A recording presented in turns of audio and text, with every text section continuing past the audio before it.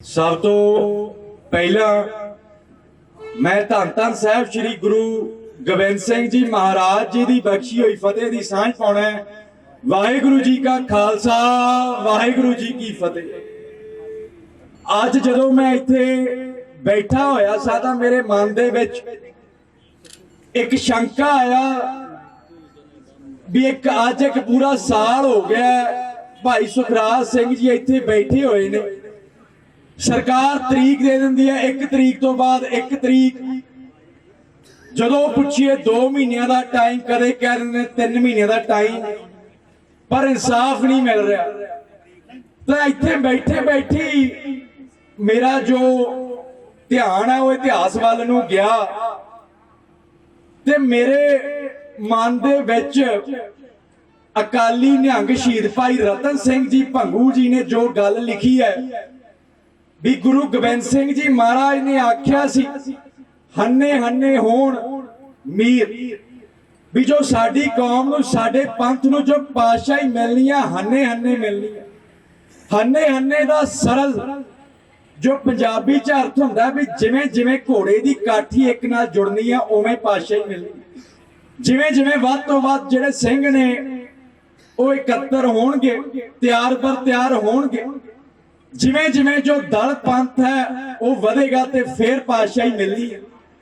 ते इत्थे जदों मोर्चे च जदों शामां पैंदियां ने ते सिंह तां इत्थे 5-10 हुंदे ने ते मैनूं लगदा भी इन्ने कुछ सिंघां नाल तां फतेह नहीं होनी।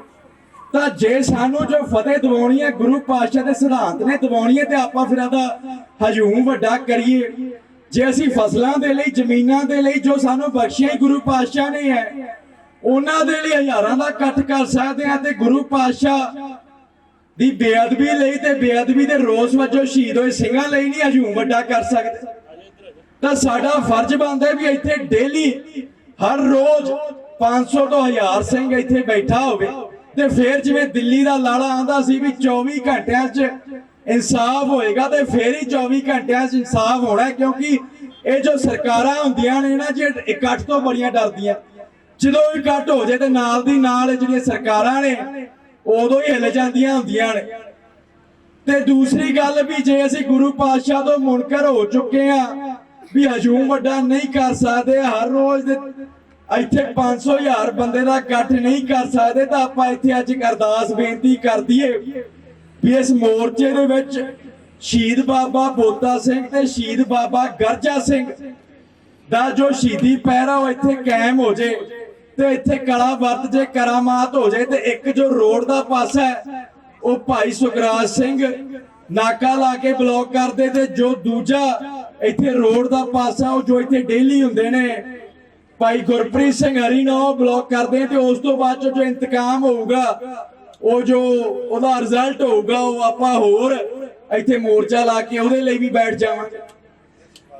ते दूजी गल मैं ये कहना चाहांगा भी इदों पहला भी काफी तरीकां ते इत्थे कुछ कु आगू आउंदे ने ते मैं समझदा भी वो सोशल मीडिया ते फेसबुक ते व्यू लैण दी खातर बहुत ज्यादा इहो जे बयान दिंदे ने पर वो हल कोई नहीं दिंदे।